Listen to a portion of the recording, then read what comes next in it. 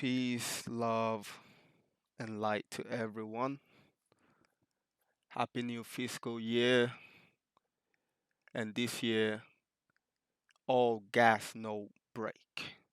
This year is action year. Well, my name is X Limitless. You can call me Limitless. You can call me Taiwo. You can call me Pata. You know, whichever one you're more comfortable with. But this show right here is called Limitless Talks. And the reason why I've called it Limitless Talks is because we're going to be talking about everything from politics, economics, and propaganda. Because those are the, you know, three main important things that make the world go round and round. Anything else in between, you can pretty much, I'm not saying ignore it, but it wouldn't exactly have much bearing on your well-being, on your life, your financial well-being, your psychological well-being, and all that. Because nothing affects us more than our economic landscape. So, on this show, we're gonna be breaking down everything to do with politics, what our elected politicians are up to, who they're working with, who they shouldn't be working with, you know, what the new policy is all about, how that's going to affect you, me, everyone. And also, on the economic side of things, the corporations, the institutions, what they're up to, how that affects us, because everything they do affect us. And we just, we'll be breaking all of that down on this show. And there will also be other stuff that we'll be touching on, you know, esoteric uh, knowledge, information that have been hidden that nobody really likes to talk about. We will also be talking about that on this show as well. It different episode will bring different, different knowledge. So, with that all being said, um, I welcome everyone on this journey with myself as I'm about to take this up a notch. This year is gonna be about action. We're just gonna do all gas, no break. We're gonna open up everything, break it all down. Anything I'm doing, you guys will hear about. Anything I'm not doing, again, you will hear about it and you will know why I'm not doing it. Because, you know, once you have knowledge, there's a reason why that saying goes like knowledge is power. Because once you have knowledge, nobody can fool you. You understand what I'm saying? So without further ado,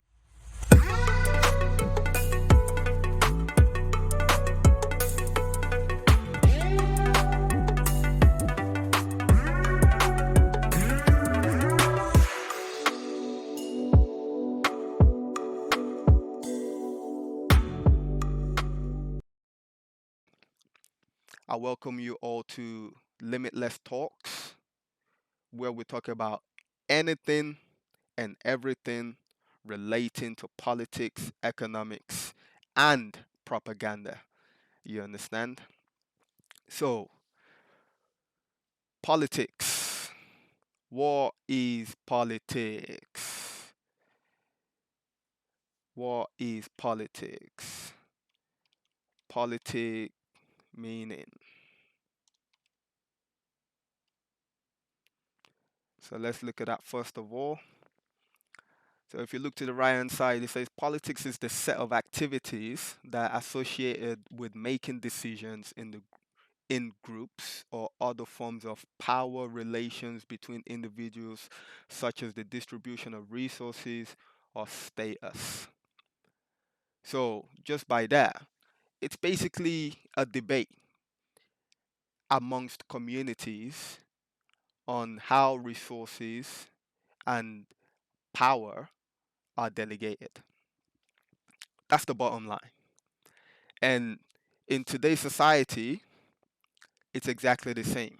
We, the people, we've come together collectively to put up individual sovereign power together, and then we delegated it to the government for the government to act and do things on our behalf. Now, what can the government do on our behalf?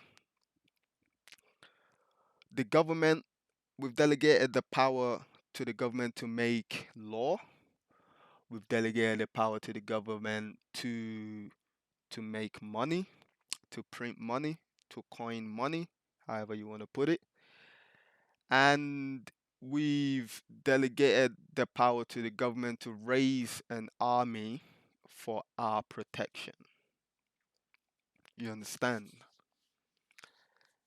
And when you look at those three things, you'll see that everything in the world pretty much comes under those three things: money, rule of law, and security. That's the job of the government. And as such, that puts the people above the government. So let's look at economics.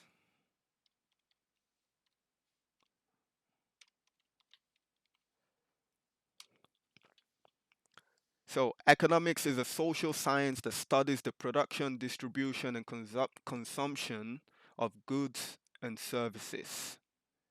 Again, it's very plain and simple: production, distribution, and consumption of goods and services. Everything listed here, the government facilitates.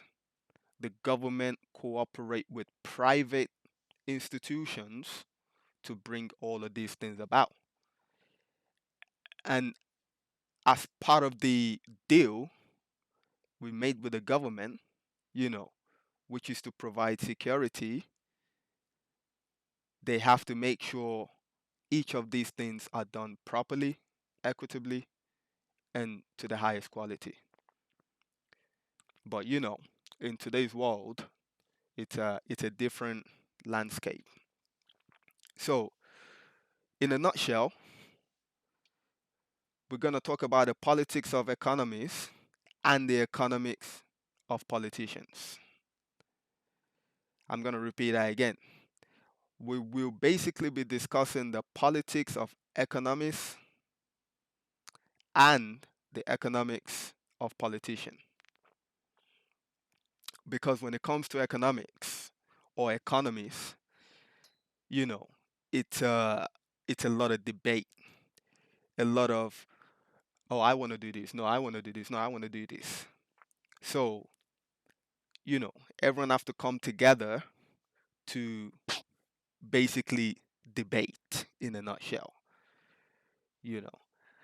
So, my main task here is basically to explain that everything in this world is planned out, regardless of how big, small, it don't matter what it is, everything is planned out.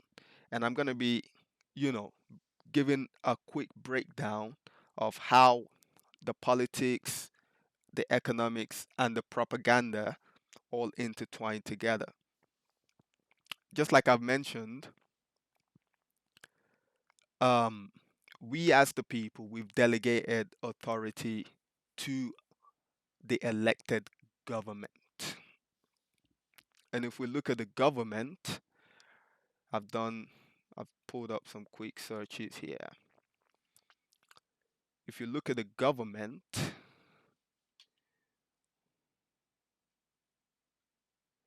you just look right here, this right here basically gives you a breakdown of how everything is set up,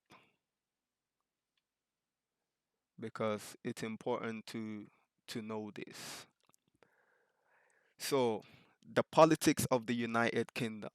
This is pretty much similar for every single country. Not much difference.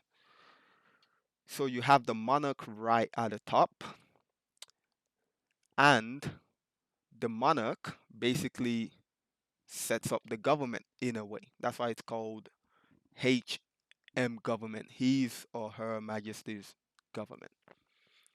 So right at the top, you have the monarch, which is the crown. The crown in itself is a corporation.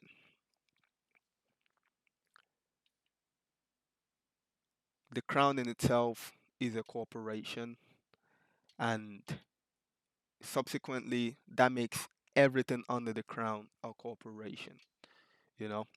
So you have the crown, which right now the head of the crown is Queen Elizabeth. And right under that, you have the executive branch, which which contains the Privy Council. So the Privy Council is a is a bunch of unelected people that basically advise the Queen on new legislations, that are proposed to her, or changes to legislation, anything the government wants to do, they they take advice from the crown. So on behalf of the crown, you have the Privy Council that goes through the details and consult with the crown in regards to the changes being made. And then under the crown, you have Her Majesty government, which of course you have the Prime Minister Boris Johnson, the deputy, and then right under that you have the legislature. Now this is the important bit. The legislature, this is where laws, um, statutes, legislation, acts, regulations, whatever it is that needs to be done, that governs the affair of, the country, how the country does things internally, externally. This is where a lot of the decision is officially made. Of course, there are things that go on in the background and so on and so forth, with a lot of the private agencies and so on. But right now, we're dealing with public. This is all public stuff right here. That's why it's made public. So in the legislature, you have the UK Parliament. That's just the main thing, the parliament. Now the parliament consists of two houses. You have the House of Lords, and you have the House of Commons. Now the House of Lords, again, these are a bunch of unelected people that represent different constituencies. All right. Now, from the House of Lords, below the House of Lords, you have the House of Commons. And exactly the way they're listed is exactly how they work, is how the hierarchy goes. The House of Lords is higher than the House of Commons. Now, the House of Commons, this is where your local uh, ministers, MPs, this is where they're at. So, your local elected minister that represents your local government, in the parliament, this is where they're at, in the House of Commons. So any issue you have, you should take it to your local minister,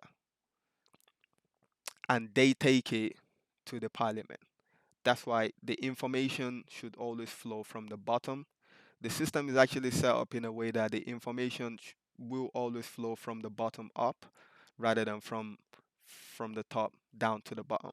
So you have the House of Commons, which are, the people that were actually picked, or shall I say elected by the people to represent them in the parliament. Both the House of Lords and the House of Commons, they have different agendas. They have, different aims, what they trying to accomplish. Because the House of Lords, the people that the lords represent are the oligarchs, your barons, um, your top 1%, whatever you want to call them, that's what the House of Lords represent. And the House of Commons, just like the name suggests, commons, the common people, you know. These are your average Joes, everyday people going about their business, doing their thing, all of that. And whenever there's a new act or new law that needs to be passed, it's first of all debated in the House of Commons, and then it goes to the House of Lords for approval. And then from the House of Lords, when everything's been agreed, it goes to the Privy Council before it gets a royal assent. Now, all of these things you can go and read and figure out for yourself how everything's set up. But until a royal assent is given, you know, to a new law, it doesn't actually get passed as law. So moving on, you have the so after the legislature, you have the judiciary department. Now, judiciary, this is the part of the government that interprets and actually exercise the new law that has been passed. So the first part, legislature, writes the law, and now the second part, judiciary, interpret, implement, uh, uh, how can I put it? Interpret, yeah, that's it. They basically interpret the law. So, and just below that, it shows you, the highest court within the country, which is the Supreme Court. And of course, you have all the other uh, administrative courts below that. So your county court, um, what's the other ones? I can't remember them now. But Supreme Court is the highest court. So if issues are not resolved in the lower courts, then it goes to Supreme Court for the final judgment. And that's it. And then just below that, you see the Bank of England, you know, Governor Andrew Bailey. That's the guy you see on your money all the time. You see his name on it constantly.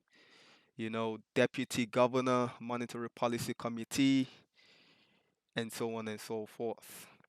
Now, the reason they listed the Bank of England there is because the Bank of England is a private banker to Her Majesty's government. They're a private banker. Now, there's a lot to unpack in regards to all of this, but those are conversations for another day. But, anyways, moving on from this. So, you have your politicians, they do as they're told by those who control the economy.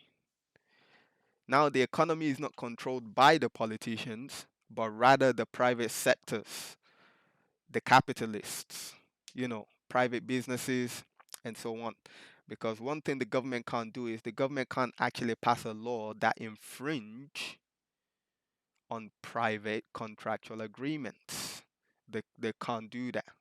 That's just one of the constitutional fundamentals that they can't go against. And it's just what it is.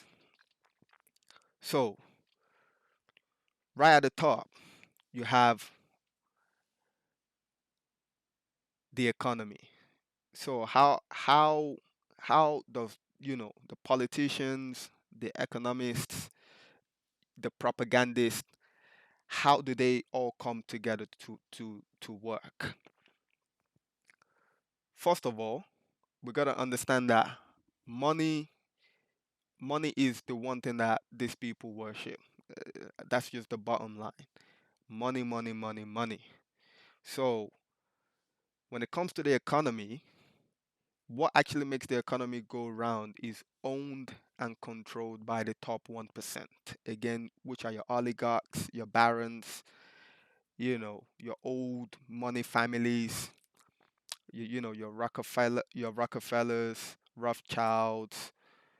Um, every country has their own oligarch, you know, from England to US to France to Germany. y- y- You can't list all their names. Of course, you can go find them out. They're not listed on Forbes list or any of those private financial institutions like that. You know, but they they're out there and they are unknown. Not unknown in the sense that you can't find out who they are. You can, but they are unknown in the sense that people don't know about them.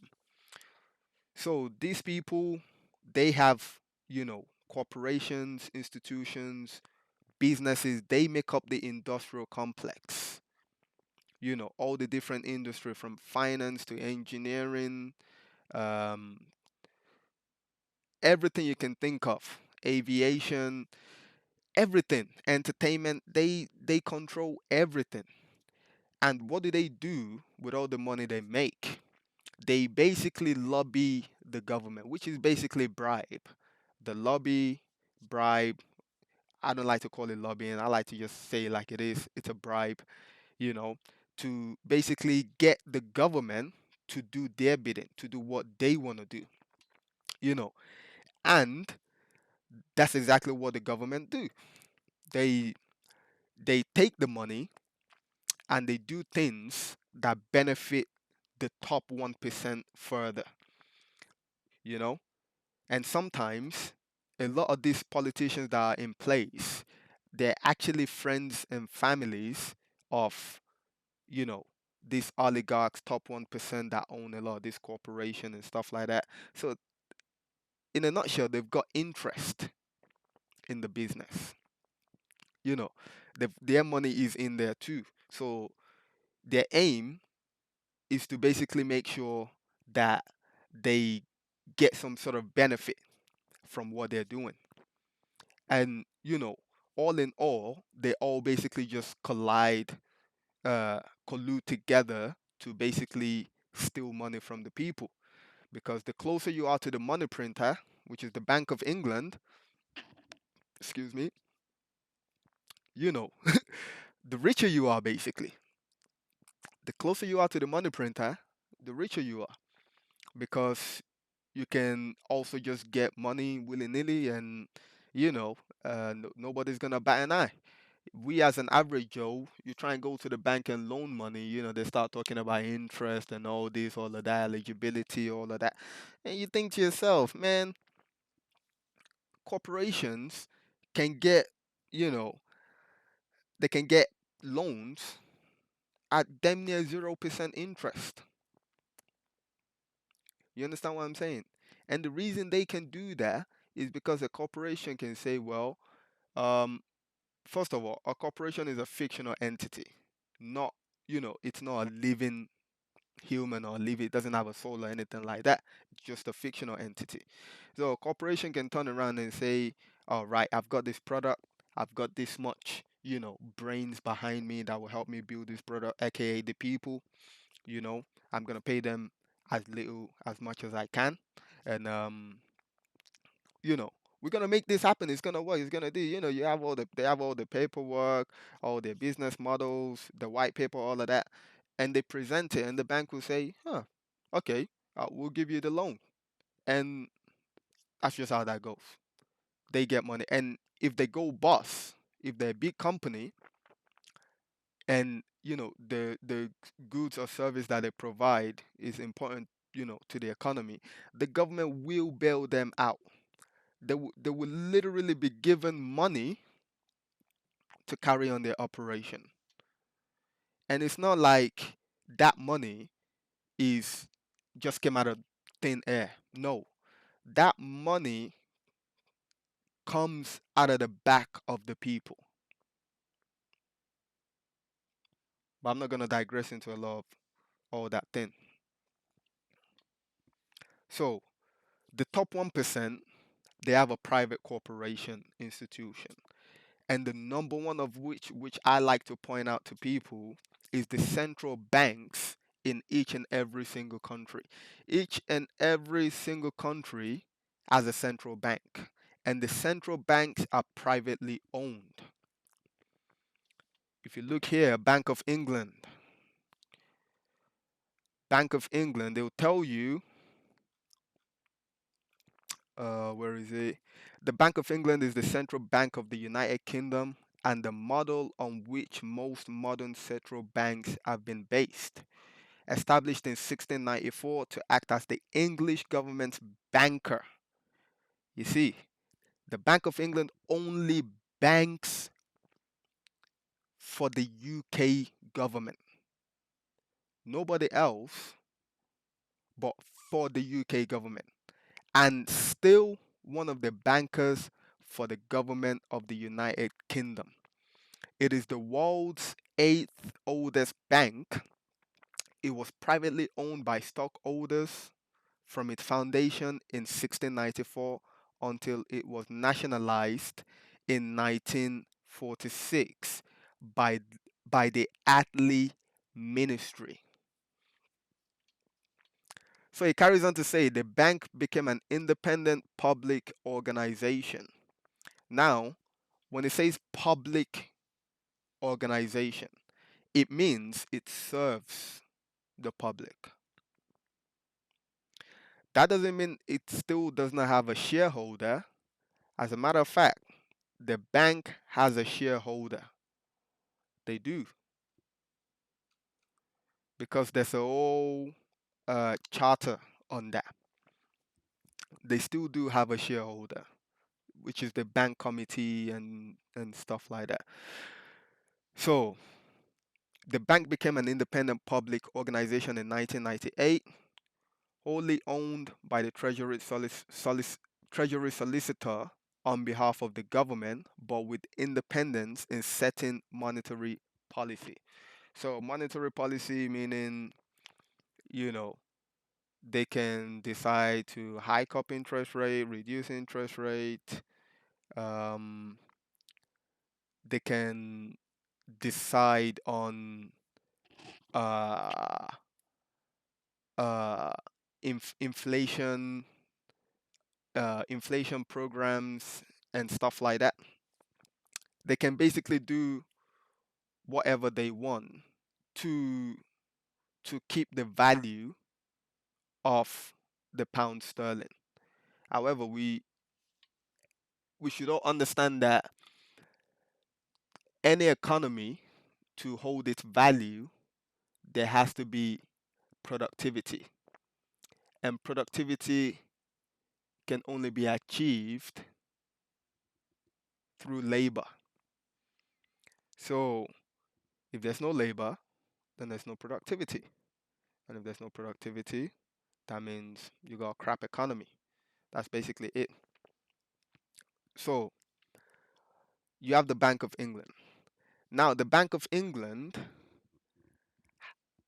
have a set of private institutions that they deal with to basically push money out to the people into the throughout the economy basically. And the way they do that is they use the retail banks, the likes of Barclays, HSBC, Halifax, Lloyd's, the lot out there. They use these guys to basically push money out there. These are the guys that you go to loan money and stuff like that. Even though the money you're loaning is still coming from the Central Bank of England, but you see, they can't create money unless you come to borrow money. You understand what I'm saying? The retail banks, they don't have any money. The way they make their money is through fees and stuff like that, which they shouldn't even be charging you for, because if you think about it, they printed the money out of nothing and they loan it to you for something. You understand? But we're gonna over time, all of that will go into it and break it out, more and more. So private organizations influence, the democratically elected uh, government, and the influence is what produces, the sort of policies and regulations and legislations that we have, because it's to suit the private institutions, not for the actual benefit of all the people, but for the benefit of the very few. That's why the idea of democracy is majority rule. It's a mob rule. You know, you got let, let let's use a big number. You got 100 million people, right? 100 million people. If 51, if 40, if 50.01% vote a certain way, that's it. Majority carry the vote. The remaining 49.99% that vote for something else, they lose out, which is going to be about what? Almost, 50 million people, more or less 50 million people. You understand what I'm saying? So the whole idea of democracy, it's a concept that we all need to look at all over again and understand that it doesn't work. It doesn't work because quite a huge number of people get marginalized to the side, while you know the majority say, well, we voted this way, so you know and which is where the whole idea of politics come in, because it's all about finding a common ground that works for everyone, not just saying, yeah, vote this way, and then whichever one gets the most vote wins. That's why my idea of even getting these politicians into place, it's not it's not to it's not to vote for them, but rather get them to explain how they can help the nation, the people, fulfill the agenda that's set in place. You know, we should be setting agendas. We should set agendas and then invite all these clever people to help us decide on how to accomplish. You know, tell us what method, what process are you going to take to accomplish this agenda for us. That's all we need. And whichever politician comes up with the best idea or whatever, yes, then the vote can come and in. And they need to understand that if they negate on what they've said, they will be terminated. You'd find that a lot of politicians will think twice before coming into politics, because, excuse me, because right now most government, they're just ministers. All they do is they just read off a piece of paper someone's giving them. This is not their brainchild, none of that. It's just something that's been given to them, and they read off of it. You know, that they're like they're like speech givers. They just give speeches. That's it. The people actually doing the work are in the private sector. Who are devising the plans and just handing it to the elected government and say, right, here's the plan, get it done. You understand what I'm saying? So understanding how the public and the private sector, the public being the government and the private being the corporations, and the agencies on both sides, how they come together and collude to basically uh, do what they do. It's important that we understand that, because again, once we understand how everything works come together, it becomes plain and clear what is going on. You won't be faced about anything, because you just be like, well, I'm not surprised. I know that's gonna happen because they've said it. They've been working towards it. You understand what I'm saying? So now, one of the main important thing that we all need to understand now is that the entire system is being revamped. We're now stepping into the fourth industrial revolution, right? Where everything is gonna be automated, you know, everything's gonna fast, automated, mainly speed and automation. That is the main thing, which takes, humanity out of the entire labor force. Now they're gonna be bringing in algorithms, robotics, drones, artificial intelligence, uh, and stuff like that, to basically do the things that humans normally do.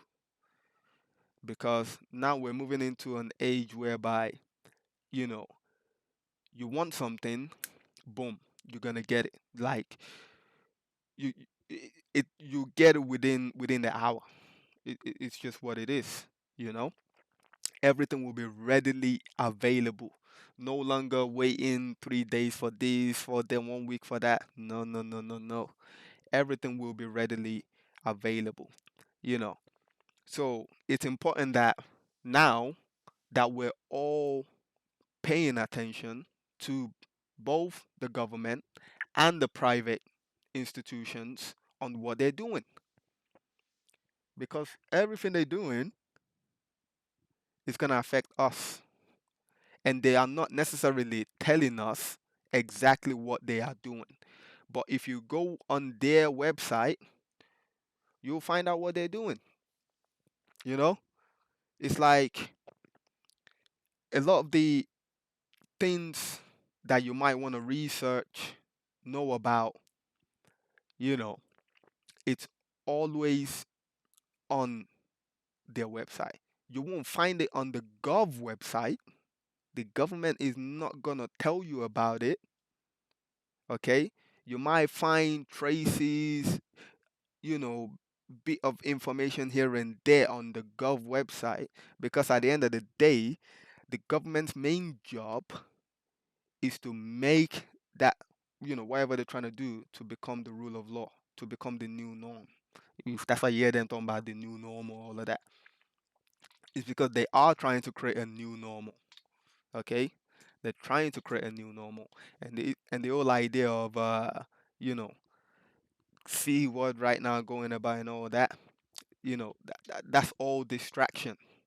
It's all distraction. You look at the statistics behind, the C word. It's all rubbish. It's all nonsense. Like, for the level of disruption they're causing, there's no data to back it up. Yes, there are data, but the data does not support the level of, disruption, or shall I say destruction, they're causing. So, in terms of the fourth industrial revolution, you see right here on the Bank of England, they're telling you right there, plain and simple. And when you want to, and as part of fourth industrial revolution, you know, On the financial side, they're basically changing the plumbing for the entire payment infrastructure around the world. And the main buzzword here is ISO 2022. I would even say that's 2022. 20022, you know, which is going to become the new standard, a new payment standard. So it says here, a new messaging standards for UK payments, ISO 20022. And when you look here, the UK payment industry is moving to ISO 20022. I bet you've never heard any of your politicians talk about that. You know, the news never talked about that. Again, it depends on the news you're listening to as well. The emerging global standard for payments messaging. This standard creates a common language for payments data across the globe. So basically, they're trying to consolidate every single payment, everything, to run through the same channel. Every single payment. It don't matter which side of the world it's coming from. It does not matter. Currently, every single payment, well, majority of payment go run through Swift. However, you can still bypass Swift and make payments across the world and stuff like that. Excuse me. Most payment run through Swift. So it carries on to say this change includes the Bank Sterling High Value Payment System (CHAPS). That's just the system that they use. You can go into it further to look up what CHAPS is, how it currently works, and stuff like that. So, better data in payments promises to deliver significant long term benefit for the economy. To adapt to the new messaging standard and accompany data requirements, your organization might have to make process and technology changes. You see, the important bit there, your organization might have to make process. So, if you haven't already made the change or already planning on making the change, you will have to make the change to a new process and a technology to facilitate your new process, which is where blockchain tech comes in. You've been hearing of Bitcoin, Ethereum, all these different layers of network bundled on top of each other to operate interoperate, come together in layers to facilitate this change. And it goes on to talk about benefit of ISO and so on, timeline approach, timelines and approach for chaps. So this is them basically trying to integrate and migrate over and stuff like that. Obviously, they tell you that their phase one is in 2020. And you know what's been going on in 2020? Yeah, guys, you know exactly what this is about now. I know a lot of people will start to get an understanding of exactly what is going on. So, you know, when they tell us about technology, this is another thing to know. When they tell us about technology, they are not necessarily starting to develop the technology. They're actually done. You see, they never ever talk about tech unless it's been finalized, like it's fully working. You understand what I'm saying? Now, there's a difference between fully working and trying to integrate that technology, you know, to work in different applications. Two different things. My pen writes, but then I gotta devise a nice surface to actually use my pen on, which is where the paper comes into. You understand what I'm saying? So all these different technologies, all these different products, they are always completed before they talk about it with the masses. And when they start talking about it, that's when their implementation stage starts. No ifs or buts. That is what they're doing. And if you look here, the timeline is ending at 2024. You can say 2025 because phase 4 timeline is beginning at 2024 onward. You understand what I'm saying? And you see here it says phase 4 further changes. Further changes meaning, you know, any any little hiccup they found along the way, any little bugs, glitches, something that's not working right, they'll tweak it. Because all they just want for you is to push a button and make a payment. They don't want you to understand how anything work. That's not what they want for the masses. Because when we understand how things work, we can actually challenge the government. But if we don't understand how things work, how you gonna challenge something you don't understand how it works? You understand what I'm saying? So it's you see the timeline there, and you go through it. You'll see other historical documents, CHAPS ISO 20022 migration, implementation update. This was in September 2019. Again, what was going on in September 2019? We all know. Again, ISO 20022 consultation response paper, a global standard to modernize UK payments. This one is 2018, November. Questions and clarifications. You know, these are things they've been working on in the background. And the news, which is where propaganda comes in, they dis- they just blind you to anything else. They don't because they don't want you to know what they're doing. Because these are things you can invest in. If everyone invests and make money, where would they get all their slaves from? Where would all the slaves come from? You know, people that are gonna go to work, people that are gonna consume without even realizing that they don't need to consume what they're consuming. You understand what I'm saying? So, and of course, there are many benefits to the change. I'm not opposed to change. You understand what I'm saying? I'm not opposed to the change they're making. It's just that it's about how they're going about it in a secretive way because they don't want us to know about it. They don't want us to invest. They don't want us out of poverty. You understand what I'm saying? There's a lot of benefit to using blockchain to do a lot of things, which is what they've understood now. And if you've heard about the Internet of Things, that's where that whole idea, is from. The Internet of Things is being backed by blockchain technology, basically, whereby everything is online in a secured cryptograph network somewhere, sitting, and then you have cryptocurrencies to basically access that information. Cryptocurrencies are nothing but keys to access a cryptograph network. That's all the cryptocurrencies are for. You understand what I'm saying? And you have, all these other different tokens that serve other purposes, metaverse. You have the entertainment tokens, which are the ones they're pushing mostly to the masses. They're pushing the entertainment, all the fun stuff. Because again, majority of people on the planet just want to have fun. They don't really want to. They don't care. They don't want to understand how their world work. You know, they just wanna live and live carefree.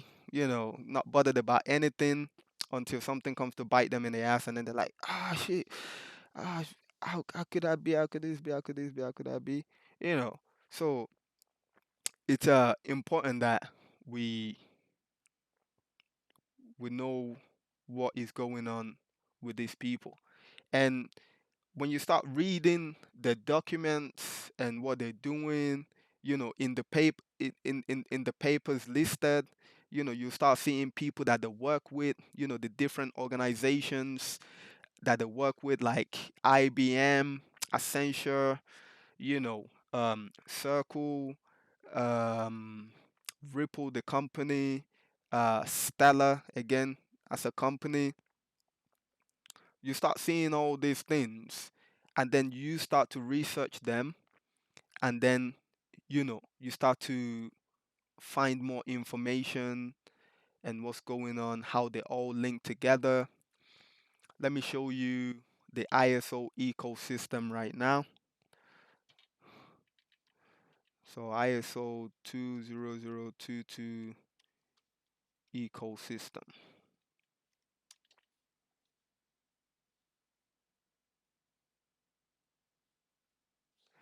All right. So you look at ISO 2002 ecosystem. You see, this are the founding members, INATBA founding members. You see the flowchart, Interledger Protocol family, and ISO 2002 ecosystem, last updated 7/24/2020. You see all these institutions right here, IBM, Swift, all of these guys, JP Morgan, Circle. You have the institutions, then you have the networks like Ripple, you know, the Ripple and XRP. You have IOTA and the IOTA token. You have Stellar and XLM. Um, you have Zinfin and XDC. You have Circle making the US dollar coin. You have uh, Algorand and Algo together. And you see how everything links, what they all do. Basically, essentially, what you're seeing is a payment structure, a process, a method in which they're going to use to basically run money within the economy. Now, I'm not saying, all the other coins that you've been seeing, mainly entertainment for metaverse and all of that, aren't gonna, make money as well. They will make money 100% because they are required as well. They sort of like they sit in the background or something like that. You understand? So, they will still make money as well. But the main thing you can think of, these guys are like the top dogs, you know. These are the main people right here. Main people. So investing in all of this, obviously, I wouldn't go investing in God Time, SAP, Consensus, Accenture, IBM, and all that. JP Morgan and all that because their share price is gonna be through the roof right now. You understand what I'm saying? But when the stock market drops, of course, this institution you can look to invest into. And then you have Ripple, Stellar and all that aren't even publicly traded yet, that you can wait for the opportunity and jump in them as well. You have XRP, IOTA, all of these are on blockchain already. Like you can buy this on exchanges and so on and keep them in your own personal wallet, all of that. So so this introduction has has gone longer than I anticipated. So the the main bottom line is this channel, this program is gonna be about, you know, politics, economics, and propaganda, and what everyone can expect, in the future. You can follow my Twitter handle right here. Uh, you know, subscribe to the channel as you know I'll be uploading as frequent and often as I can because a lot of us still got to work as well to make that ends meet. And all in all, you know, do research, find out what your government is up to, understand how your government is set up, you know, uh, your money supply. How does your money supply work in the country? Because money is very, very important. As much as, uh, sometimes we want to say, oh, why is it always about money? Well, unfortunately, when you start getting down into the nitty gritty of stuff, you can think of it as like the blood of, of the economy. So, you know, it basically allows us to exchange. It's a medium of exchange. And we all have to exchange something for something. But there's so much to unpack in regards to money and so on as well. All of this I'll be bringing in future episodes. You know, each episode will consist of politics, economics, and propaganda. So each of each of those topic will have its own segment. And I welcome everyone to the journey with me. You know, I appreciate everyone's support. It's, very, very, very, very appreciated. And I'm gonna end it right here. Again, peace, love, light, and blessings to everyone. Remember, the government is there to serve you. You're not there to serve the government. The government is there to serve you because you gave the government its authority. The government has no authority without you. You understand? And if the government is not doing what you want, you can withdraw, your the authority you delegated to it. It's just that simple. Imagine what will happen to the United Kingdom's government if we all, you know, take back our delegated authority. It will be sinister. So, with all of that being said, I hope everyone uh, stay safe, stay blessed, and I'll be catching you all on the next episode. Peace, peace, peace.